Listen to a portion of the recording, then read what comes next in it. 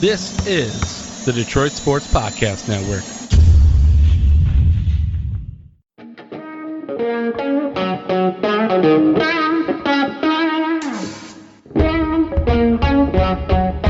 The biggest icon in podcasting.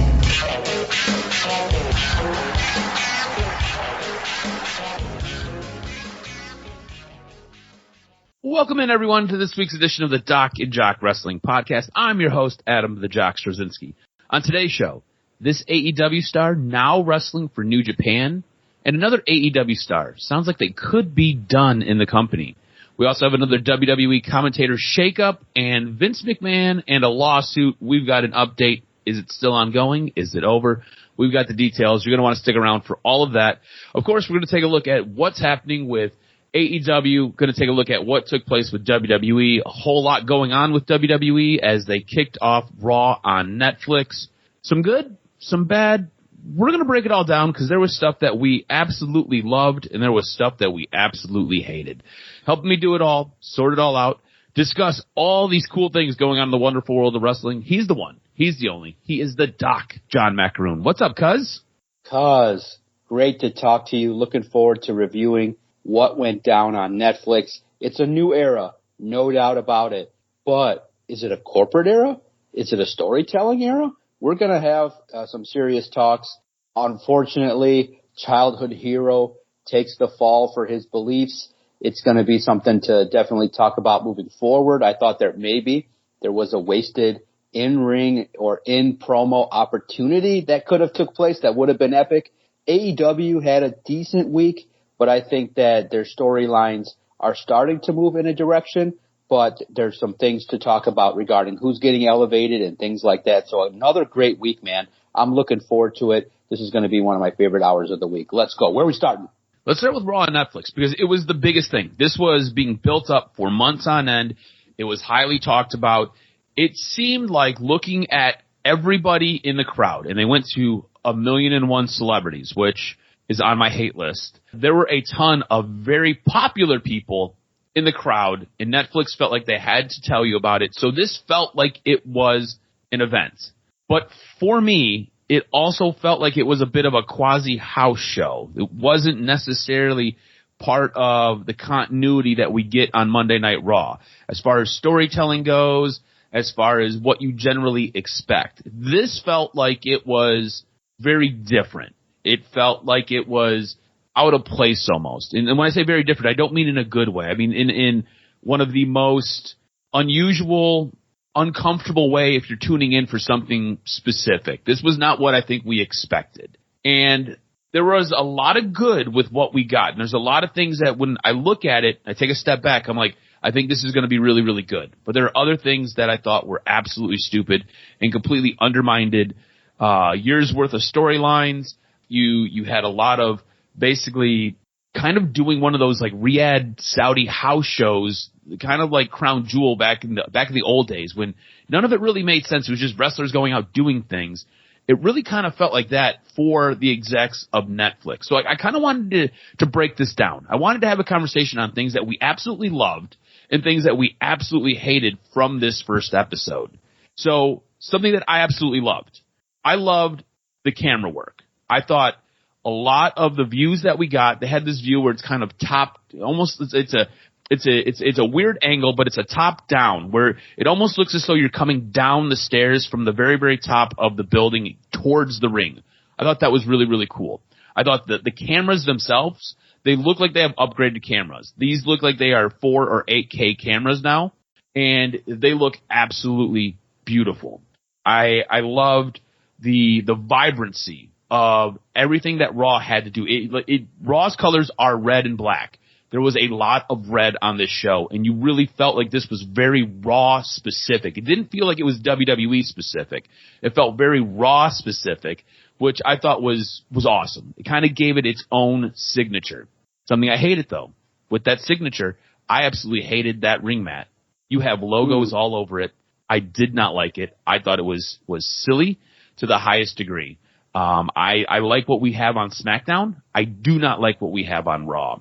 What are a couple of things that you love and hate? Because I've got more on my list, but I want to kind of get your take on some of the stuff that you loved and hated. Yeah, I love the production. It felt like it was a big deal. It felt like it was important. The ambiance was great. Like the first 10 minutes was really special. It just felt like, okay, this is the culmination of a company that was, when they showed that preview, started in black and white and was like a carnival thing.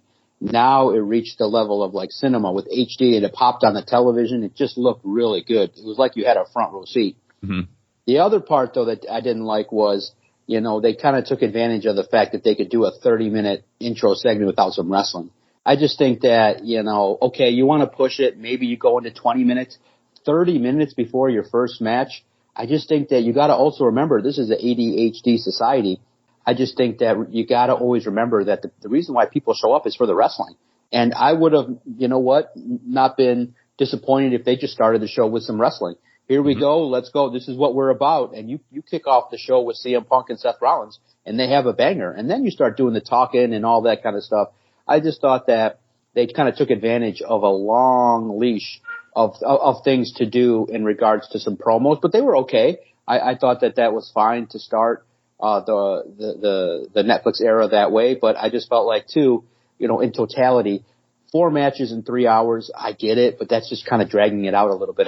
The show didn't even need to go 3 hours. Like Triple H said. Legit, it could have been a 2-hour show. You could have just did 2 hours and a half. 2.5 hours with all the commercials. I thought the commercial placement could have been a little bit better, but I just felt like you could have just did 2.5 hours. We would have been happy. 2:15, 2:25. You would have been just fine. Nobody would have been upset. So I thought that it just did feel like it was a standalone show, not really in line with kind of the build up to kind of set up WrestleMania. I thought that that's kind of where it was going to go. Like this is going to set up WrestleMania with who's going to come out, who's going to do some things. And it kind of felt like, there were some things that were cut that could have maybe been included that would have been bigger. Like you could have debuted a new star. That usually is good for a new show, is to debut somebody. Like that would have been good. Or include people returning from the company that were gone.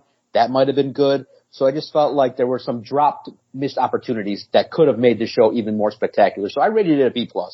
Yeah, look, you have 3 hours that you're trying to fill, right? Because you're not just doing it for the Netflix audience, you're also doing it for your world partners, right? And your world partners aren't necessarily on Netflix yet. Like over in India, they're not on Netflix yet. So they have TV time over there. So they're still trying to fill stuff. And you're right. The commercials and the ad breaks, I did not enjoy, and I do not necessarily enjoy them on Netflix. Watching them I have YouTube TV. Watching them on YouTube TV, it's a lot easier to scroll through those because a lot of times I have to go back and rewatch Raw. I don't usually get to watch it live because I'm part of a bowling league on Monday nights. So I'm usually rewatching it later on in the week. So trying to fast forward through commercials on Netflix, did not enjoy. Absolutely hated that. But you're right. You have 4 wrestling matches over the course of 3 hours. Everything else was broke up with these weird promos. And speaking of the promos, I hated what The Rock did. I thought what The Rock did, it is so Rock 2024, 2025. He just kind of comes in, basically parachutes in, and does whatever he wants to do. And what he did on this show was he undermined almost a year's worth of creative. Like, you were kind of building towards Rock and Cody Rhodes possibly being at WrestleMania. That was something that was out there. And him coming out and being very friendly with The Rock. Also, there was this tension with The Rock and Roman Reigns. And he comes out and he puts the Ulafala on Roman Reigns and then he hugs him. Like, this just completely undermined all these storylines that we have been invested in for, like I said, almost a year now. That was irritating. That was frustrating because it served zero purpose. And everybody coming out and cutting promos, all of them, all they did was they basically blew the Netflix owners and they blew the company Netflix. I don't give a shit what we're on. I actually really enjoyed us when we were on USA. I thought USA has always been the home of WWE and always has been a great house for it. Them coming out and being like, oh my God, Netflix, we love you. Oh, let me get the last little drop. I don't need that. I didn't want that. To me, that really broke away from stuff that you were trying to get invested in with this show. And that's the thing. I think they were trying to gear this show towards a broader audience, trying to get fans that maybe have walked away or stepped away, and that's why you had guys like The Undertaker come back. That's why you had guys like Hulk Hogan come back, who we're going to get into in a second here. You had these older wrestling stars come back because it was trying to grab a hold of fans that have walked away and fans that have left and that are now tuning in because this is a big deal and it has been highly promoted. I think you did a great disservice to your loyal fans, the people who watch regularly, because this was a show that you could totally miss. You didn't miss a whole lot of nothing. Yeah, we had a belt change, but you didn't miss a whole lot of nothing on this show. And to me, that was frustrating. This felt like I spent 3 hours of my life watching, and I wasted 3 hours of my life watching. I think with Netflix, you're going to get some things that you're not really used to, right? You had Travis Scott come down with Jey Uso and he's smoking a joint. That was weird, like that I don't know how that's going to really fly. Cause again, you have other TV partners in other parts of the world. I don't know how that works. And I think those types of things are going to have to kind of get figured out. But I think with them going to Netflix, they are going to take advantage of the looser rules that you have. You're not necessarily so highly regulated by the FCC. So you can do different stuff. Like you can have a guy smoking a joint on television, or you can have The Rock taking swigs of tequila in the back. You can have these things taking place. Normally on television, you're not going to necessarily get that. So it's going to be interesting to see how they adjust to this new platform. I think our next show will be more in line with what we're used to and more in line with what we expect. Speaking of expectations, we expected to get a debut of a new wrestler. We expected to possibly get the return of a women's legend on this show.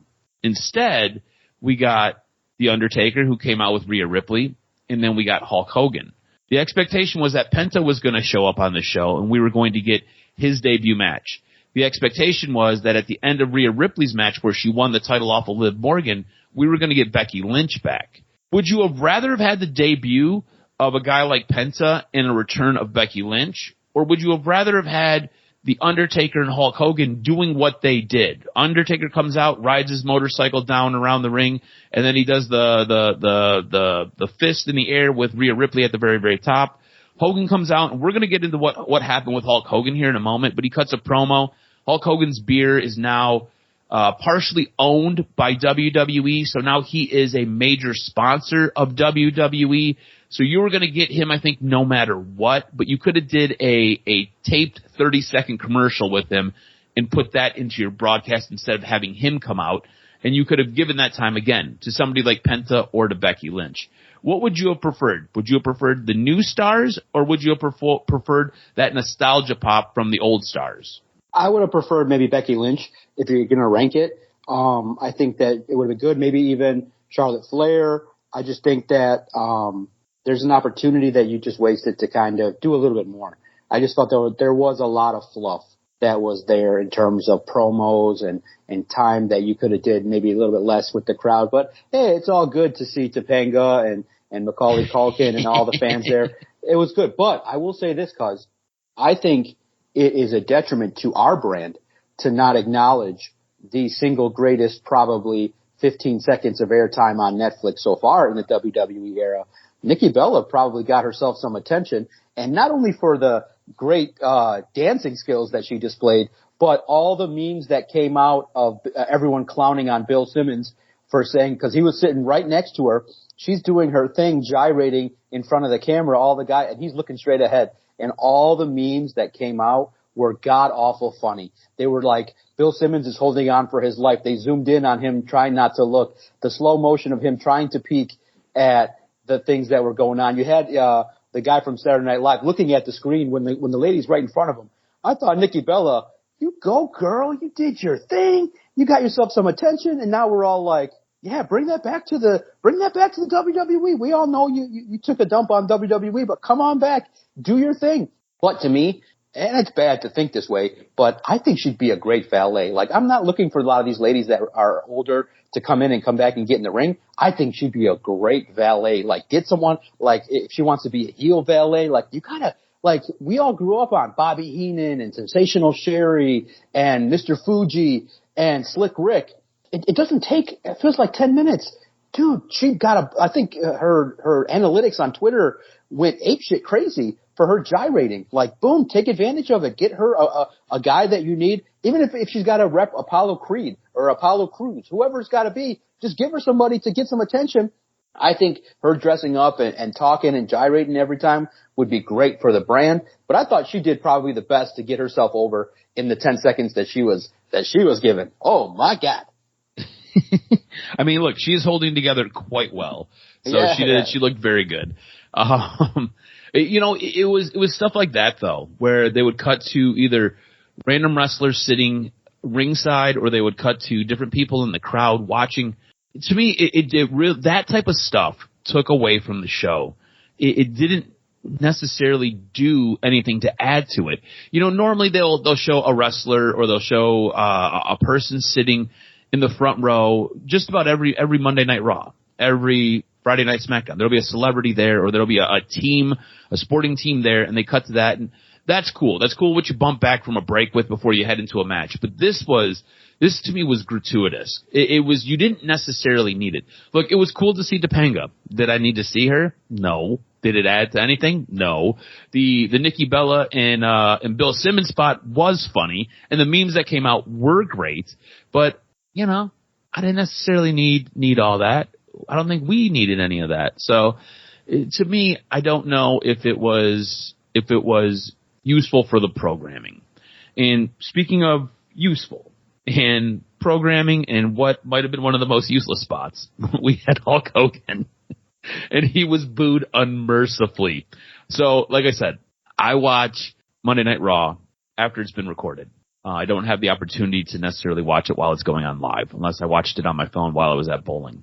What I can tell you is I've seen and I've heard the original version. The taped version, when you go back and you watch it on Netflix, the sound was dramatically altered. You can still hear some of the boos, and he looks incredibly uncomfortable while he's up there trying to cut this promo, because I don't think he expected to get booed. But that crowd took him to task, and WWE tried to clean it up the best they could on the replay for it. But taking it in live, because I know you were watching it live, what did you think? And I know you love Hulk Hogan, and Hulk Hogan is a very polarizing figure. And when we do these things, I try not to let stuff that they've done in real life really mess up my view of what I'm watching in wrestling, right? So, like, Hulk Hogan, if we're being completely honest, not necessarily a good guy. Hulk Hogan has a lot of different issues that you can point to. I try to, again, suspend disbelief. He is no longer, at one point when I was a small child, he was my favorite wrestler of all time. He is no longer that. At this moment in time, to me, he's just an old guy who comes out and does stuff. I don't look at him with the same affection that I used to as a child. I know you still kind of do. I know that when we talk with Kenny and we're in our group chat, Kenny lambasts Hulk Hogan. He can't stand Hulk Hogan. So you taking this in live, I think your reaction speaks more to that hardcore fan. You even reached out to his people, and you were trying to get them to bring back Hollywood Hulk Hogan. So I want to know what you thought taking it in while he was getting booed, while he looked uncomfortable trying to cut this promo and basically prop up Netflix and sell his beer. Because it was, to me, it was, like I said, the only word I have for it is it was uncomfortable to watch.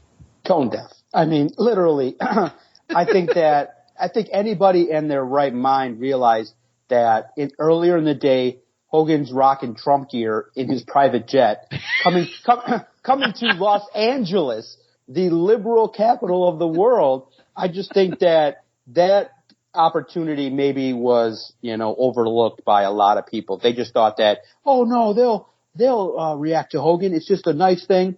They think that because the beer is popular in certain parts. Remember, it's only available in like 8 to 9 states. So I just think that it's tone deaf, that people didn't think that political views would get in the way. And it was uncomfortable because Jimmy Hart's there. They're waving the flag. And it's jarring because Hogan was not, prepared for that. But here's the thing. I mean, this is not new to Hogan. Crowds cheer or boo. I think that, as he got older, maybe he didn't kind of adapt. I think right there, because, see, here's the problem when you have a pre-written, you have to say this kind of script. Right then and there, he should have paused and he should have just shifted right away. And that's what, I'm hoping, to tease it. The reply that I got indicated that, the whispers are there could be some opportunities for Hulk Hogan to come back and get some more booze. But right then and there, he should have just stopped and he should have just went Hollywood right there. It would have made Netflix. It would have probably, it would have got 45 million views if he would have went right there and goes, oh, you guys don't like me? I'm the reason your ass is in those seats. I'm the reason this brand is on Netflix. Billionaire Vince should have cut me a check to come out here and waste my time on this stinky ass rat infested city, LA. I can't believe people would even step foot here. And it would have gone crazy. The booze would have went loud. He should have ripped his shirt off. He should have went Hollywood. Like, the man's done it before. It's no thing. But because it was, intended to be a promotion, he should have went. And I think everybody would have loved it. I think that, I know he's doing a brand ambassadorship with his beer. I like his beer, but, people say it tastes like piss water. But I think I have piss water beer taste because that's kind of, I grew up on Busch Light, Natty Light, Bud Ice. So I'm not like my palate is not my palate. You have a refined tongue for sure. I do not have a refined tongue in any capacity. I could be drinking like acidy wine. I'm like, this shit's good. And they're like, bro, this shit's expired like a year ago. I'm like, I don't know the difference. I just enjoy it. I have the good placebo effect. I like cold real American beer. I like it. It goes down smooth. I'm not guzzling it. I think it's fair. Maybe because I drank a lot of Bud Light. I don't know. I think that it's fair to me. So listen, I'm not going to impart it on anybody else if you don't like it. If you are a higher end, I think there's probably the whole IPA piss water, watered down beer thing that goes on between, beer drinkers. But I just thought that was a wasted opportunity for Hogan. It sucked because he was disappointed. Like, he wanted to kind of just do an appreciation tour. But in the end, wrestling fans are finicky. And in that moment, Hulk Hogan, unfortunately, got the brunt of fans that hated his guts because of his politics. And I get it. It's not unsurprising. That's one of those deals. But I think in wrestling, you got to pivot real fast. And he was he was involved in one of the biggest pivots of all time, WrestleMania 18, one of the greatest matches ever. Hogan was supposed to be the heel, but the fans were like, oh, hell no. I think that it was great. I do think that, the response I got from his management, which is great. When you're NWO for life, baby. So I don't know if that's a hint, but I was like, you got to do it. You got to do it. And I got a chance just on the inside. I met the management team at the Lions, and I reached out with the relationship with SI, and it was great, dude. He's a good guy. The manager's a great guy, and individual that messages me and things like that. So it's really cool to kind of see how that works from that side of things, but you never know. Could Hollywood be back, baby? I would love it. Too sweet. Let's go. And look, you get over it. Any press is good press. But for Hulk Hogan, I mean, the man's in his 70s. He's had his sins. And I told reporters this because at the Lions, when he came, all we cared about was like, look, there's two different people. There's Terry Bollea, and maybe that individual has said and done things that are atrocious. But I don't care about that. Like, that's his personal life. I don't go there to, like, I'm not having a beer with the man. I'm just kind of thanking him for the memories that were created that were positive as a child. The drink your beer, the take your vitamins and, say your prayers, and the great memories he gave as the NWO, the greatest faction of all time. That's what we're appreciating. All the other stuff, of course, are deplorable. And he's been taken to task for it. So that's all. I marked out for Hulk Hogan, the performer. That's it. The performer has always done great things for wrestling. And in the end, I just would always appreciate someone that was willing to go through 80 surgeries to entertain fans and to put some dollars in his own pocket. So, hey, it is what it is, but man, it was awkward. And to your point, cause it sucks. It sucks that they're editing the swear words out of The Rock's promo. It just sucks. You're on fucking Netflix.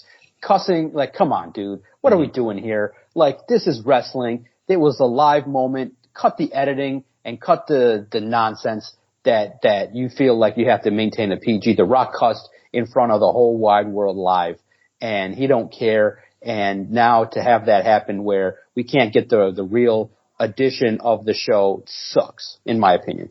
What are your thoughts on on The Rock coming back, right? So like, I agree with you with Hulk Hogan. I think if he was in a better state, or he was in a better frame of mind, maybe he could have pivoted and he could have really have turned those boos into something else, and it could have been fun, and it could have been something that instead of coming out of Monday Night Raw on Netflix, instead of everybody in the media talking about him getting booed, it could have been something else. You could have added to the show if he would have went full blown Hollywood. Instead, he didn't. He stuck to the script and he did what he was supposed to go do.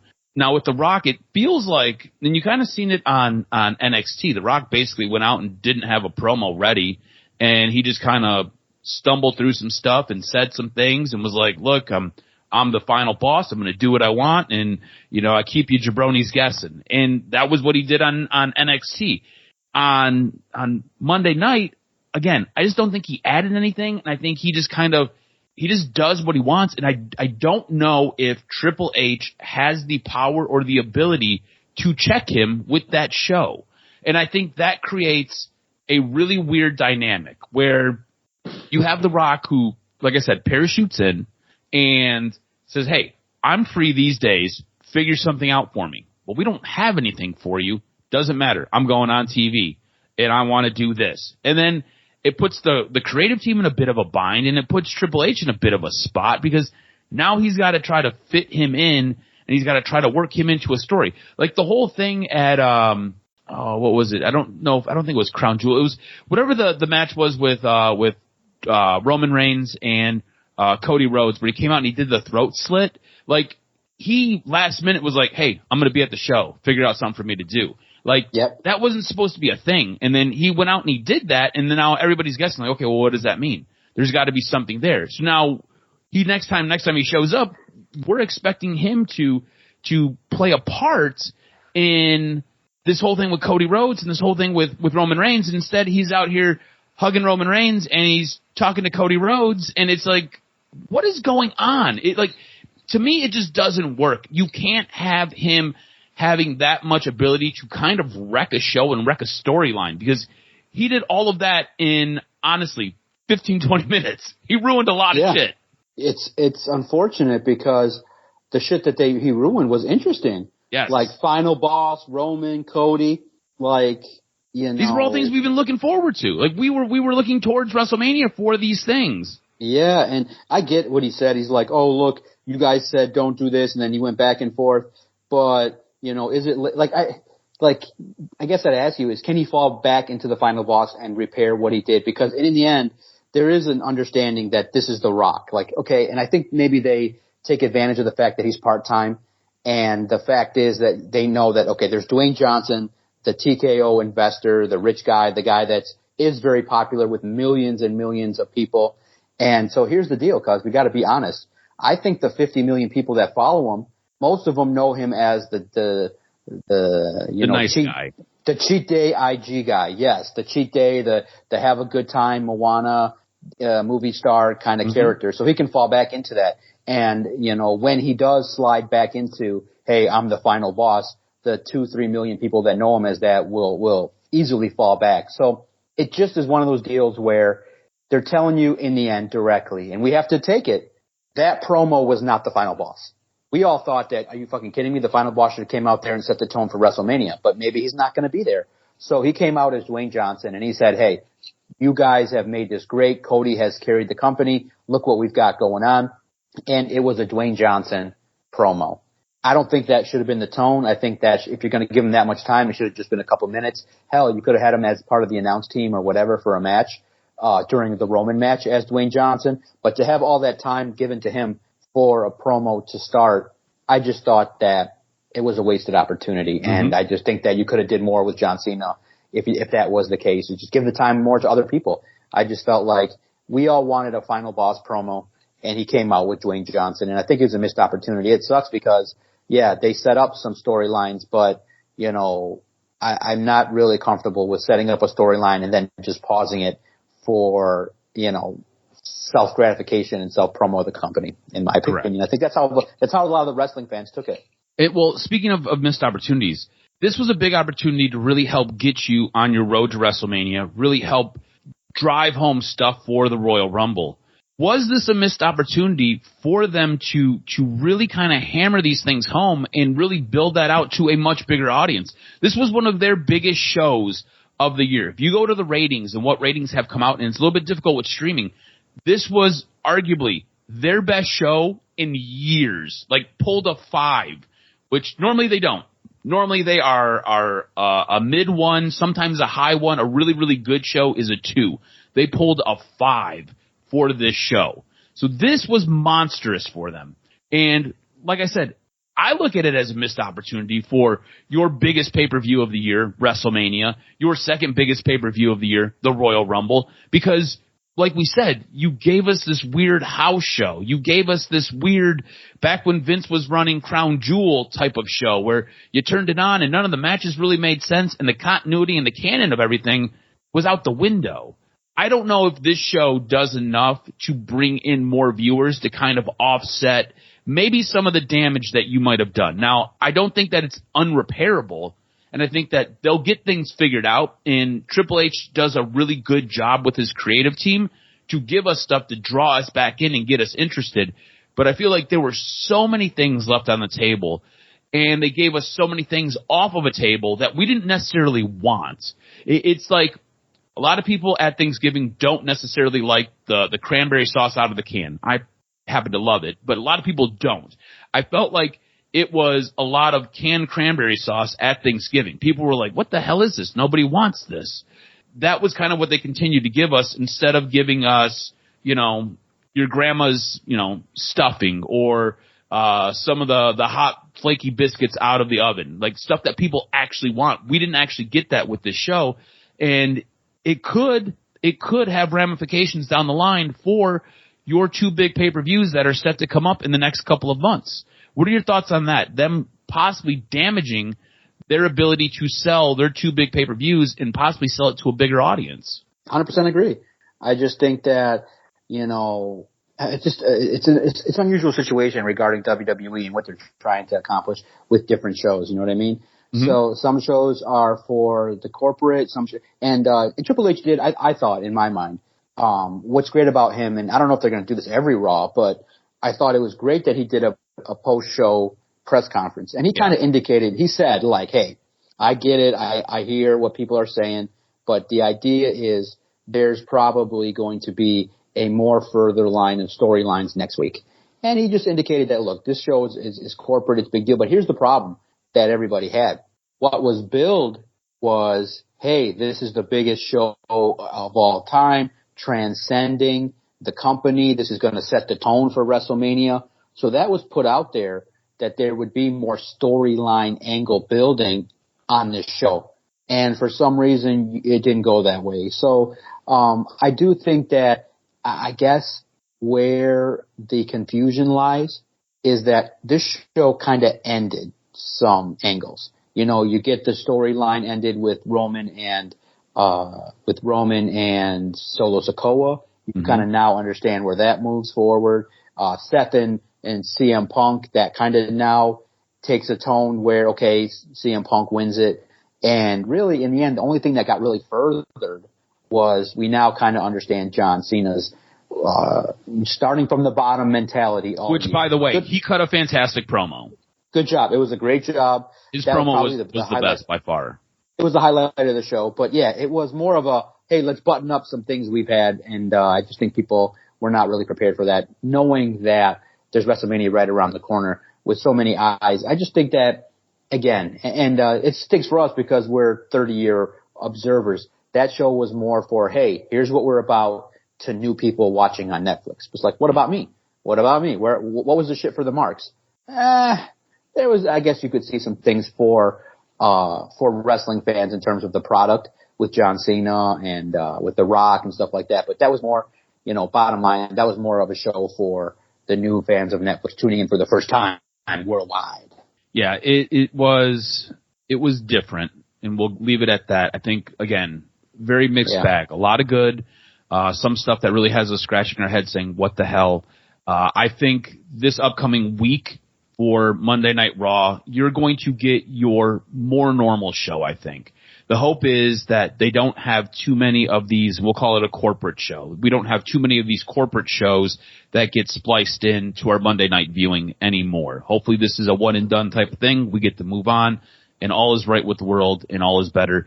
Like I said, I feel like Triple H can retcon a lot of this because he's very good at what he does. It just remains to be seen how we move forward from here. Word on the street is Penta will be showing up this week, so we will get our debut this week. Becky Lynch, anticipate her and Charlotte Flair to come back within the next couple of weeks. Could possibly be this week, could possibly be the following week. We'll see what takes place. All that being said, we have a new number one contender for Tiffany Stratton's Universal Championship. There was a fatal four-way match that took place on SmackDown.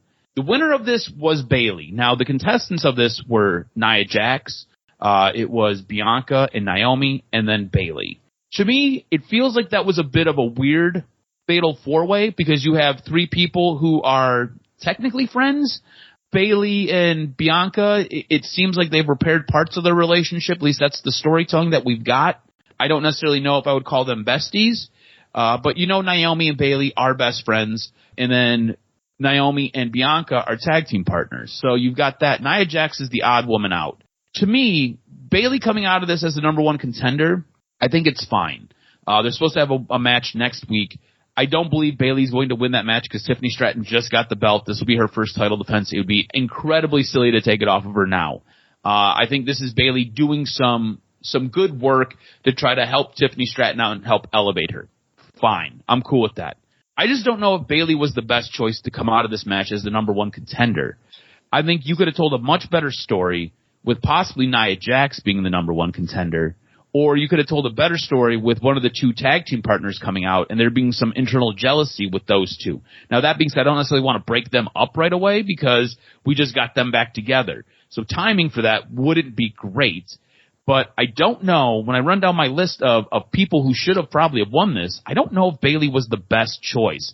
What are your thoughts on her being the number one contender and going to be that first title defense for Tiffany Stratton?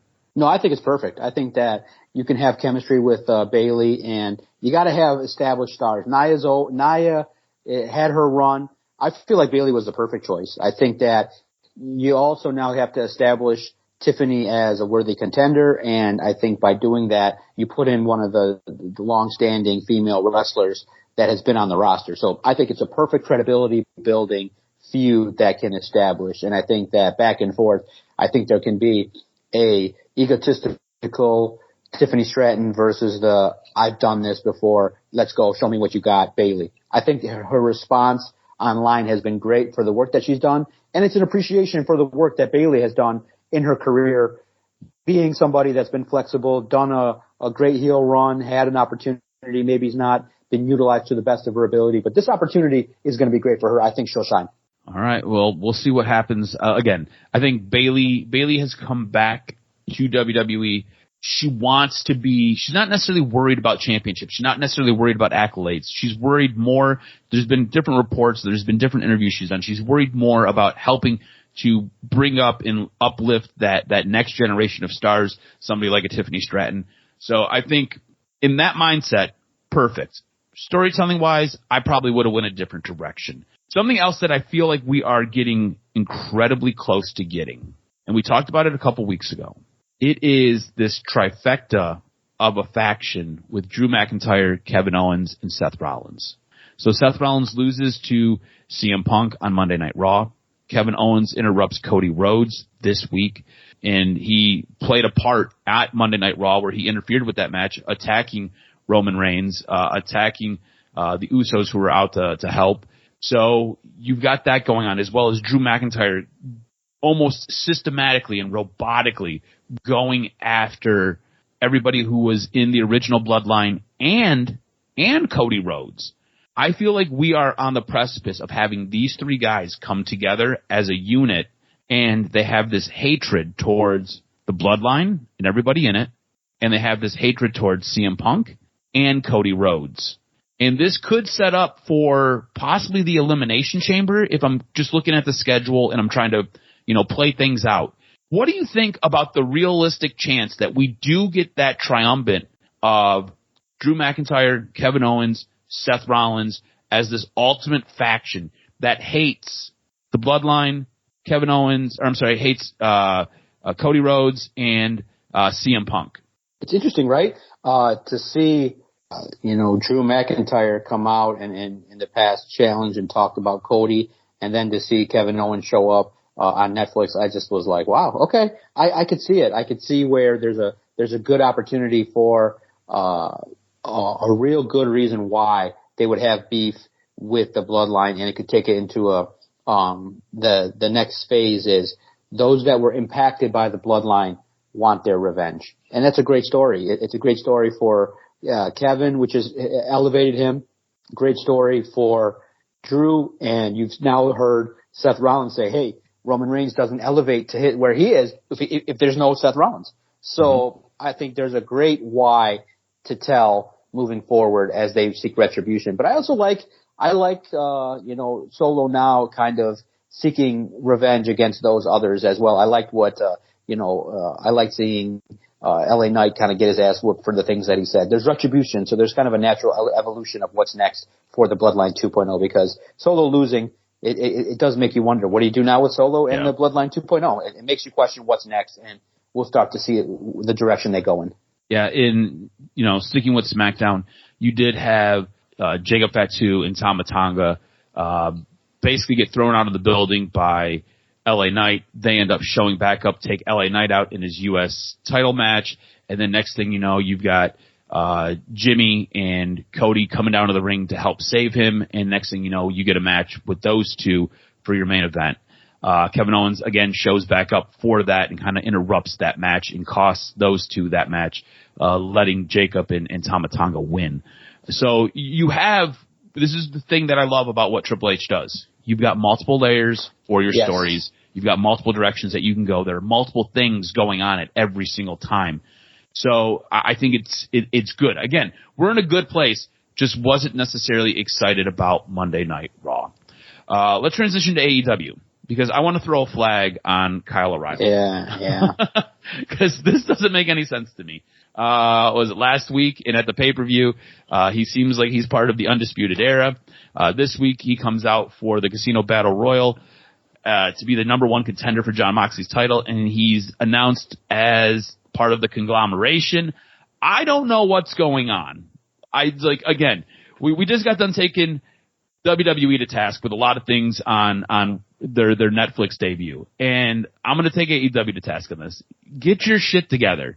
Is this guy part of the Undisputed Kingdom, or is this guy part of the Conglomeration? Where are we at? Because I have no idea anymore. Because you've mixed me up and you've told me too many damn things, and it's stuff like that we constantly hammer on AEW. It's these types of things that really get underneath our skin and really take us out of suspending that disbelief, getting invested, because you're telling us one thing and then you're showing us another, and sometimes you'll flip-flop it and you just leave us out in the cold and we're like, what the hell?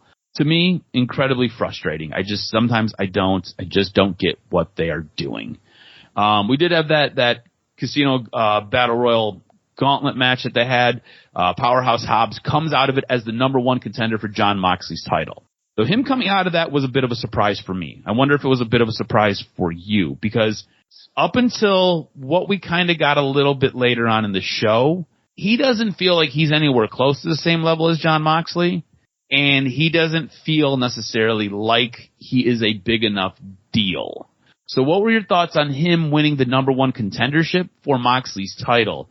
And do you find yourself believing in him, or did your belief in him maybe change from the start of that match to maybe the end of that show? Because you have Adam Copeland cutting a promo. Next thing you know, the Death Riders and Moxley come out. Next thing you know, FTR comes out, and there's this breakdown in this brawl. Mina Shafir gets involved, and she kind of turns the tide. And next thing you know, Death Riders are beating the living crap out of Adam Copeland, or Cope as we're going to call him. You have Powerhouse Hobbs come out, and he basically walks into the ring, underneath the ropes, and then he just basically walked everybody out. And I thought Jon Moxley and the Death Riders did a very good job of selling how intimidating he could be. And it was at that moment I was like, okay, maybe I can buy in. But I feel like you need to do a little bit of a longer story build to build up Powerhouse Hobbs, because going into this match and coming out of this number one contendership match, I'm like, that's the guy? That's who's going to challenge Jon Moxley? That's not believable at all. They kind of fixed it a little bit on the back end, but I still feel like you need to do a lot of work to get me to buy into this guy as the number one contender. Where are you at? Yeah, that's the biggest problem AEW fans have is, the idea to build somebody is not to just say, oh, Powerhouse Hobbs, number one contender. It's like, to build somebody, they have to beat somebody. Mm-hmm. So that's why you're questioning it. That's why we're questioning it. Like, we've been saying for 2 years, this is a big monster. He needs some signature wins. He needs to kind of have a little bit of a run. So it would have been better and more believable had you just had Hobbs win some matches. Have him win some feuds. Then it's more believable. It's not believable. Simple as that. And it makes it less credible that, and so that's the crazy part is Tony Khan might just have him win it. That's not how you build stars in 2025. It's slow burns. It's consistent wins. It's winning feuds that you don't think he'd win. It's not rocket ship to the moon after 3 weeks and after his extended injury. Mm-hmm. So we'll see. And I do think that there is some influence of people saying, hey, you need new stars. But the step to take when you need to have new stars is let them win against other people. Like, let him go in against an Okada and look good. Let him go in against an Orange Cassidy. Let him go in against a Darby Allin. Let him go in against some people that are established, a Jack Perry or people that people know and will respect. Let him beat Claudio. Let him beat some people working his way up to Jon Moxley, saying, hey, John, you're next. I'm going to go through your crew. Wheeler Yuta. Let him go through some people, and then you have some opportunities. But nope, right to the top. All right, AW, good luck with that. Yeah, and I think I like that better, right? Where he wins that number one contendership, and he's like, look, John, I'm going to challenge you on my time. Before I get to you, I'm going to dismantle your crew. Yuta, you're next. And he challenges Yuta, and he just decimates Yuta. And then he gets into a really good match with Pac. And then he has an even bigger slugfest with Claudio. And then he's able to ascend to Powerhouse Hobbs, to Jon Moxley, basically wiping everybody out in the crew to get there. Now, when you get there, I think you could do an interesting angle and an interesting bit where Marina Shafir costs him the match. And again, he now has this head of steam. You don't really knock him off his head of steam. You can point to, well, Marina Shafir interfered with that match. Otherwise, he had Moxley beat. And you could do a really interesting story. And along that way, you've now built a superstar. You've built somebody who can be in that ring with Jon Moxley and is believable. Instead, you have him go through this little weird match, and he's now the guy. It just, like you said, man, you just can't bestow something on somebody. That you got to get us to buy in. You got to get us to believe. And they just don't necessarily do a great job with that. I do like Powerhouse Hobbs getting a bit of a run. I think it's interesting. I think it'll be good. But I feel like you've got to do more work. You can't just say he's the guy. That doesn't work. So we'll take it as it goes, but I just feel like you're missing an opportunity again. Something else I felt missed a bit of an opportunity. Kenny Omega had a comeback promo. I want to get your thoughts on this before I tell you how I feel, because I feel like I might be hypercritical of this. What did you think of Kenny Omega's promo when he came back? Yeah, no, I could see where you would be. I'm just happy that he's getting his foot back in the door. I like the potential rumors that we're hearing about who he wants to face. I think Kenny Omega, look, it's intriguing because he's a megastar, right? He's a megastar that should be involved in the biggest things. But it just has always felt like now injuries have derailed what he's been. So I'm just now keeping an open mind as to the things that they're going to try and push him to do moving forward. And I understand, where people would say, well, the things that he could be doing could be better. But at the same token, look, it's unfortunate he missed basically the better part of 18 months with an injury.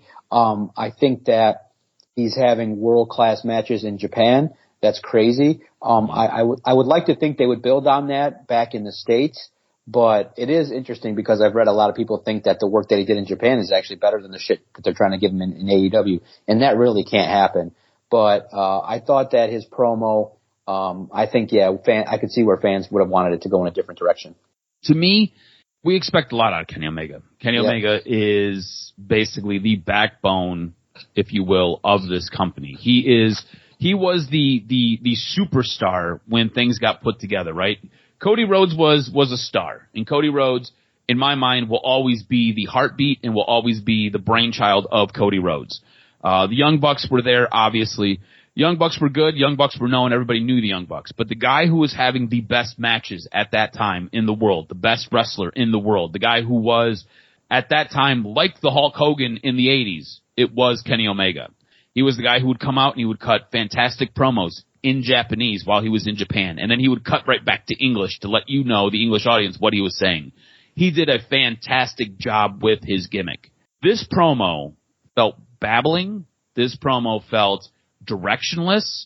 This promo felt like it was a little bit all over the place. And it felt like he was unsure of what he wanted to say and what he wanted to do. And there's a point in the promo where he's like, look, I'm not here seeking revenge. I'm not here for this. Next thing you know, Don Callis comes out and he chases Don Callis up the ramp. Wait, you just told me you weren't seeking revenge, but your actions tell me something different. And then he gets into a fight and he gets basically manhandled by Lance Archer and Brian Cage, only to have Will Ospreay come out and save him. To me, the promo didn't do a good enough job to re-announce Kenny Omega coming back, especially after he had a lights-out banger of a match over in New Japan with Gabe Kidd, where there was a ton of blood, and again, he cut another stunning promo after, and he looked incredible. Here in AEW, he looked weak, he looked vulnerable, he looked like you could get to him, he looked unsure. He looked like he didn't know what he wanted to say and what he wanted to do. I left that promo, and I left the end of Dynamite saying, well, I guess that was a thing. I was unimpressed. Yeah. The only thing that I really took out of it was maybe we get Kenny Omega and maybe we get Will Ospreay teaming together. But the announce team was building it as though these two are going to face off against each other because the announce team was like, hey, these guys are 1-1 versus each other. We'll see what happens next. And it's like, okay, that wasn't really what I was getting from what I was watching. I thought maybe these guys could team up here and we could get a pretty cool tag team because you've got a guy who is arguably the best in the world right now and a guy who was the best in the world coming together. And again, your announce team kind of undermined what we were seeing on our screen. Do you think Kenny Omega will Ospreay team together, or do you think that this is just setting up for a match between the two? I think they both. I think they team together, and then it results in somehow or another the reason for them potentially fighting. So I'm looking forward to seeing what it does. I agree with you. I do think that sometimes, there has to be a mix of direction and script, as well as some leeway to veer. And that's where I think AEW kind of falls short, is that sometimes they just say, okay, go out there and hit a couple marks, and they just need a little bit more direction so that the promo doesn't look like and sound like how Kenny's did. Yeah, to me, this is a guy who there's so much in this company invested in, and there's so much of this company that sits on his shoulders because, again, he was one of the guys who helped lend credibility to the company when it was founding, when it was getting formed. Chris Jericho was another guy who lended a lot of credibility to this company. When you come back, you're supposed to come back with a bit of a splash. This, to me, was just a little bit of a squirt. Didn't do the job. I wasn't really impressed. Anything else from the wonderful world of wrestling before we get to our show of the week? No, a good week of wrestling. Now, moving forward into January, we're now starting to set up Royal Rumble for WWE, and AEW is moving forward with their storylines with Adam Copeland, and I'm curious to see how that all shakes out at the top as well. And Okada and Ospreay poised to have a big 2025. All right. Well, what was your show of the week? I want to give my point to SmackDown. I thought it was, out of all of the shows, I thought it was probably the one that helped build the most out and tell the most complete storyline. Absolutely. I thought it was intriguing, and I thought that, the show, with 3 hours is doing some good things. I'm curious to see when they go back to 2, but so far so good for SmackDown. I give it the show of the week as well. All right. Awesome. You want some news and notes? I've got a bit. Hit me with this week's professional wrestling news and notes. What made your list? This current AEW wrestler has signed a working contract with New Japan. Following Wrestle Dynasty, Takeshita announced that he is now officially affiliated with New Japan Pro Wrestling, giving him a 3-organizational affiliation along with his current deal with AEW and DDT Pro Wrestling. Takaki Kindani, the CEO and president of New Japan Pro Wrestling's parent company, Bushi Road, confirmed that Takeshita has signed a 1-year deal with New Japan, noting that Takeshita will come and go. Kindani noted that the following to Tokyo Sports: I think it's a 1-year contract to start with, but there are many matches in AEW. If he wants to be the main wrestler for New Japan, that could actually happen. I think it would be fine for him to go back and forth. There's quite a few wrestlers like that. Takeshita already has his next never open weight championship defense lined up in New Japan. So you're going to want to possibly check that out. I know you can get a lot of stuff off of streaming services. It does sound like New Japan as well as Access TV have ended their relationship. So you're going to have to go and find New Japan Wrestling here in America. You're going to have to go search that out. A WWE shakeup with the commentating teams again. Following Raw's move to Netflix with Michael Cole and Pat McAfee, it was confirmed that Joe Tessitore and Wade Barrett would be calling SmackDown. We've seen that on Friday night. This change left Corey Grave as the odd man out, with many wondering if he would be remaining on SmackDown to form a 3-man announce team. That was something we speculated about, I think it was probably about 2 weeks ago. This does not seem to be the current direction, as Graves joined Vic Joseph and Booker T at the announce table on Tuesday night's NXT New Year's Evil show. It appears we'll have a 3-man booth now for NXT. With all of the news for WWE on Netflix, we did not get to see a star that we expected.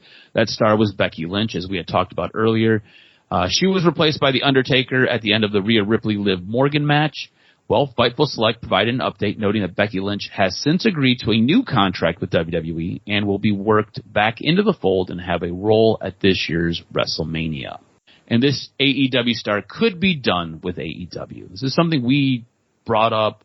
I don't remember if it was last week, maybe 2 weeks ago. Maybe it was right before Christmas. I'm not 100% sure. I did not go back and check our notes. But on this week's Dynamite, we saw a strange promo after the Will Ospreay and Buddy Matthews match that led to a lot of speculation on Malachi Black and his role in the House of Black in AEW moving forward. Fightful Select would provide an update on the situation shortly after the match, stating that those within AEW expected Black to be finishing up with the company if he hasn't done so already. Fightful Select have added a further update to the situation, revealing that this is in fact the case, with Black not expected to be back in AEW. Fightful had previously reported that Black's contract could potentially be up in 2025. However, option years did exist that could extend the deal, with Tony Khan previously stating that the former WWE star is under contract until 2027. Now, according to Mike Johnson of PW Insider, he reported on Friday that Black is expected to be a free agent around February or March. However, no exact date is yet known. While Black is still under AEW contract, PW Insider sources believe that he will not make any further appearances for the company, and basically Malachi Black is now done. With the February and March dates, if it's February, depending on when in February, he could be part of the Royal Rumble. If it's March, they could possibly save him for something at WrestleMania. I think Elimination Chamber is in between Royal Rumble and WrestleMania. So we'll see what happens. Malachi Black, Aleister Black, signed with AEW, did not like it very quickly, tried to get out of his deal, could not get out of his deal. You rarely see him on TV. You rarely see him on pay-per-views. He does not win a lot of matches in AEW, and it sounds like he's very difficult to work with because he's wanted out for a very long time. At least those are reports. So it'll be interesting to see, because it did not seem like it was a very harmonious relationship in AEW. Now on Friday morning, Vince McMahon had a bit to say after reaching a settlement agreement regarding an SEC violation. That settlement is said to include McMahon agreeing to a cease and desist order for violating provisions.